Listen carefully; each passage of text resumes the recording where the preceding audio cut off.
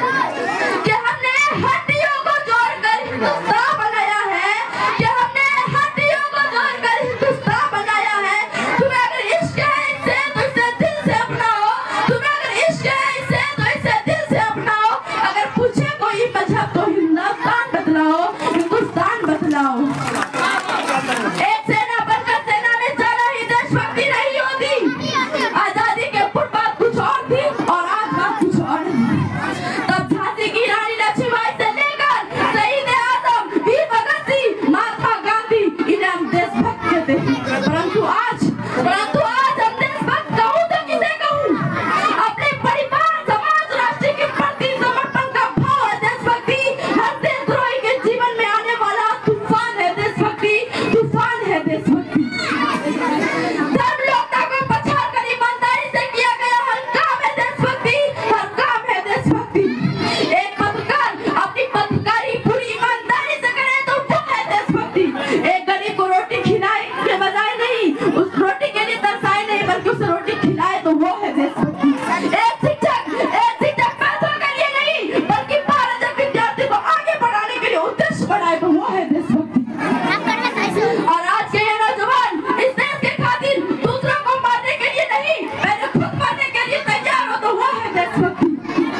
तो मैं इन राजनेताओं को इसको कुछ कहना चाहती हूँ कि हवा में जहर घोलने वालों, कि हवा में जहर घोलने वालों की जाए हमारो इशारों से बदलती है, इशारों से बदलती है।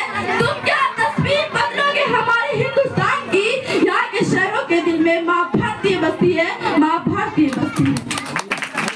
अगर आज मैं यह बात महिलाओं को करूँ तो महिलाओं को आज आरक्षित नहीं बल्कि सुरक्षित करने की जरूरत है। तो मैं नारी सशक्तिकरण पर कुछ पंक्तियां अदा करना चाहूंगी कि इस वतन का रक्षा हम लड़कियों का भी हक है, कि इस वतन का रक्षा हम लड़कियों का भी हक है। इतिहास की किताबें उल्टा कर देख लो, जिन्हें भी हमारी काबिलियत पर शक है, जिन्हें भी हमारी काबिलियत पर शक है। किसी के लिए खुशियां लेकर आई हूँ तो किसी के लिए काली परछाई हूँ, किसी के लिए खुशियां लेकर आई हूँ तो किसी के लिए काली परछाई हूँ। मैं भी इस वतन की रक्षा के लिए कांधा से कांधा मिलाने आई हूँ, कांधा से कांधा मिलाने आई हूँ। एक माँ बनकर हर दर्द को सहजाना आता है, एक बहन बेटी या पत्नी बनकर हर गम को छुपाना आता है।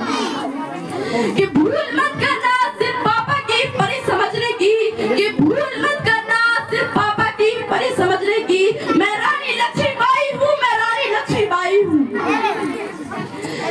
अगर मैं आज यहाँ बात राजनीतिक की करूँ तो मुझे राजनीतिक से कोई परहेज नहीं, वरन परहेज राजनीतिक करने की राजनेताओं से चुना गया उम्मीदवार वरन राजा नहीं वरन सेवक होना चाहिए, जो जनता की समस्याओं का निदान कर सके और इस राष्ट्र को सही से चला सके।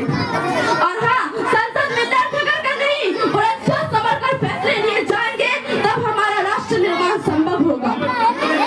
तो मैं इन राजनेताओं को दो लाइन कहना चाहूंगी कि जिन्हें हम हार समझ बैठे हैं, कि जिन्हें हम हार समझ बैठे हैं गला अपना सजाने को, वही अब नाक बन बैठे हैं हमी को काट खाने को, हमी को काट खाने को। आज राजनीति, भ्रष्टाचार और कालाधन इस देश के प्रमुख मुद्दे हैं, जिनमें एक बड़ा मुद्दा तो पैसा है। पैसा के लिए लोग क्या नहीं करते, तो एक पैसा कहता है, एक पैसा क्या कहता है आप लोग सुनिए।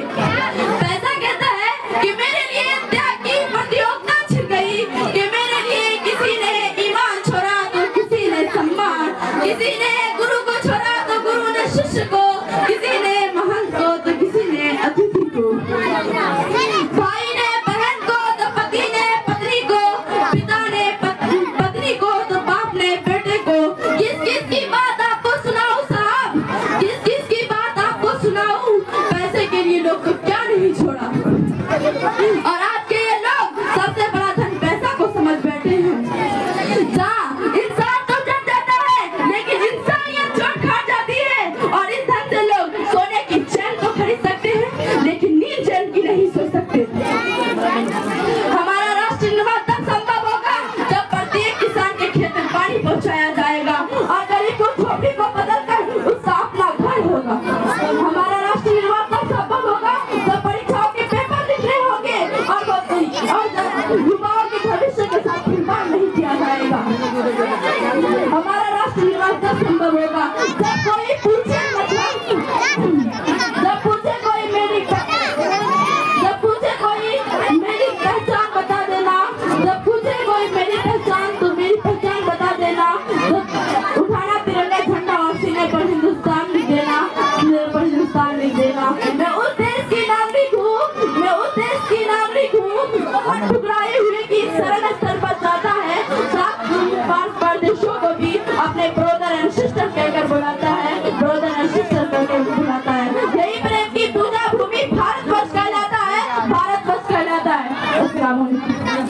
हो गया।